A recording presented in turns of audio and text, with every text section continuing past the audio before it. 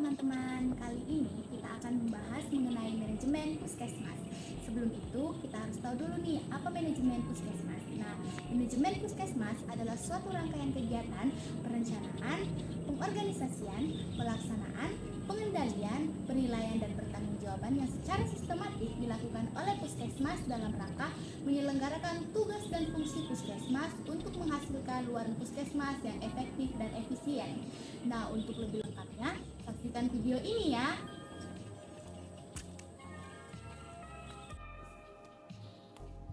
Nah, untuk manajemen puskesmas itu dibagi menjadi 3. Yang pertama ada perencanaan, kemudian ada pelaksanaan dan pengendalian, dan yang terakhir ada pengawasan dan juga pertanggungjawaban. Nah, untuk perencanaan sendiri itu dibagi menjadi 2. Yang pertama ada rencana usulan kegiatan dan juga rencana pelaksanaan kegiatan. Rencana usulan kegiatan dilakukan 1 tahun sebelum dilakukannya pelaksanaan kegiatan, sedangkan rencana pelaksanaan kegiatan dilakukan setelah puskesmas mendapatkan anggaran. Penyelenggaraan dan pelaksanaan adalah upaya pemantauan, pelaksanaan serta penilaian terhadap para pekerja puskesmas dalam realisasi rencana tahunan kesehatan yang telah disepakati, baik rencana tahunan rencana tahunan upaya kesehatan pilihan maupun rencana tahunan upaya kesehatan wajib. Nah, langkah-langkah pelaksanaan dan penyelenggaraan ini terbagi di beberapa, antaranya seperti pengorganisasian. Pengorganisasian itu terbagi menjadi 2, yaitu pengorganisasian berupa penentuan penanggung jawab serta pelaksanaan untuk melaksanakan kegiatan-kegiatan serta rencana-rencana yang telah disepakati. Yang kedua adalah kerjasama lintas sektoral. Kerjasama lintas sektoral sendiri terbagi menjadi 2, yaitu kerjasama lintas sektoral dengan salah satu sektoral saja. Misalnya, puskesmas melakukan kerjasama lintas sektoral dengan sektor sosial untuk melakukan pemantauan kesehatan masyarakat terhadap masyarakat dengan usia lanjut.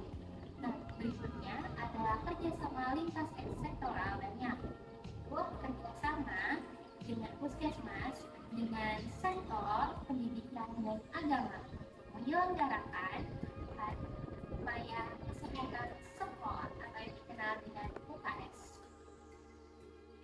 Setelah pengorganisasian selesai dilakukan, kegiatan selanjutnya adalah menyelenggarakan rencana kegiatan puskesmas yang dapat dilakukan dengan kegiatan sebagai berikut. Yang pertama, mengkaji ulang rencana kegiatan yang sudah disusun, terutama yang menyangkut tentang jadwal pelaksanaan, target pencapaian, lokasi wilayah kerja, dan tugas untuk para petugas. Yang kedua, menyusun jadwal kegiatan bulanan untuk setiap petugas. Yang ketiga, menyelenggarakan kegiatan sesuai dengan jadwal yang sudah ditetapkan.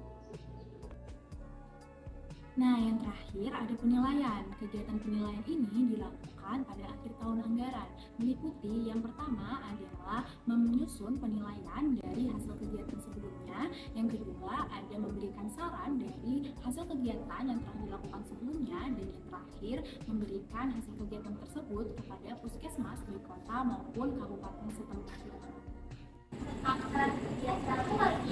Nah, itu ada pengawasan dan pertanggungjawaban. Pengawasan dan pertanggungjawaban diperlukan untuk memperoleh kepastian atas kesesuaian penyelenggaraan serta perencanaan tujuan puskesmas melalui berbagai rancangan, peraturan perundang-undangan serta berbagai kewajiban yang berlaku.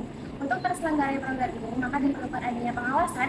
Pengawasan terdiri dari pengawasan internal dan juga pengawasan eksternal. Pengawasan internal dilaksanakan langsung oleh atasan, sedangkan pengawasan eksternal dilaksanakan oleh masyarakat, dinas kesehatan kabupaten atau kota, serta pemerintah terkait. Pengawasan terdiri dari 3 aspek. Yang pertama ada administratif, yang kedua ada keuangan, dan yang ketiga ada teknis pelayanan. Apabila suatu hari nanti terjadi penyimpangan, maka perlu dilakukan pembinaan sesuai dengan ketentuan yang berlaku. Pada setiap akhir tahun anggaran, Kepala Puskesmas harus mempersiapkan laporan pertanggungjawaban tahunan yang mencakup tentang pelaksanaan kegiatan, perolehan dan penggunaan sumber daya yang termasuk dengan keuangan dan laporan akuntabilitas.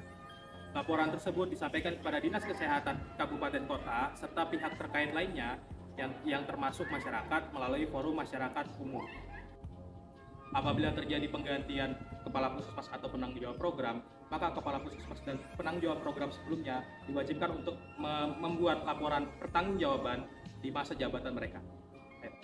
Demikianlah penjelasan singkat mengenai manajemen puskesmas. Saya, Briana Pasha, mewakili kelompok, mengucapkan terima kasih dan apabila ada kesalahan mohon dimaafkan dan sampai jumpa.